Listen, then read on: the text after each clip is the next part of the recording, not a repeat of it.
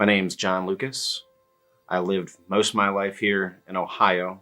I grew up in upstate New York, and I was raised by a Christian family, so I had a really good upbringing. I knew right from wrong. But my issues with addiction started to become evident in high school. I can trace it all the way back to when I was a sophomore. I had received an injury in track, and what that led to was me being prescribed opiates. And I'll never forget the first time I accidentally got high off opiates. It was like my eyes were opened. All of a sudden, I could focus. I was one of those kids who really struggled with paying attention, staying focused. And what this seemed to do is it took away all my social anxiety. It helped me focus.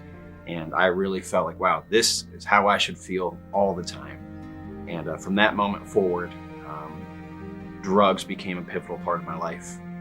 As this issue began to bloom, it went from prescription painkillers to full-blown heroin because it was cheaper, it was more affordable, and it was everywhere. And it was at that point that my life just started to spiral out of control.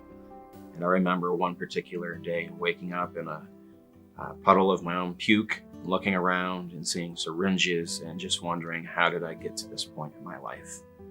And at that point, I thought I was completely broken, but I was not yet ready. And it took about another 2 or 3 years of falling on my face, getting clean with sheer willpower, and then relapsing all over again. But what I started to realize was there was no answer within myself that could have saved me or broken these chains of addiction.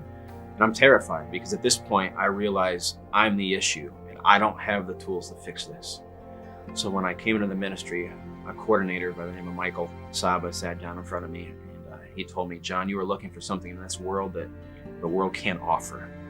And at that point, he started to impart himself to me. He said, listen, I've been where you're at. I've sat in the same chairs you are sitting in, and what you're thinking right now, I also have thought those thoughts, and I've had those feelings. I'm here to tell you that there is hope through Jesus Christ. I've done treatment programs, I've done outpatient and inpatient, but what I was experiencing here wasn't just a temporary altering of behavior. I started to feel authentic transformation take place on the inside of me. But in the safe confines of this ministry, I was able to face these internal battles that I've had my whole life that I was just masking with drugs. And for the first time in my life, I began to take pride in who I was as a man, and more importantly, who I was in Jesus Christ. And that's what it all comes back to, is Jesus Christ, and my identity being in Him. And as I started to walk as a responsible man of God, I saw all these things start to fall in place in my life. I was in this atmosphere of love and acceptance, and men wanting a better life, searching for their identities in Christ. And the ministry just provided those tools for us. I used to wake up with fear, desperation, pain, anxiety, absolute depression, and hopelessness. Me now, I wake up every single morning before work, and there's joy. I just wake up, like even this morning, I wake up with just waves of joy coming over me. And that's just because I have hope, something I never had before. Because I know what God's done in my life up until this point, so I know what He's going to do with the rest of my life if I just continue to pursue Him.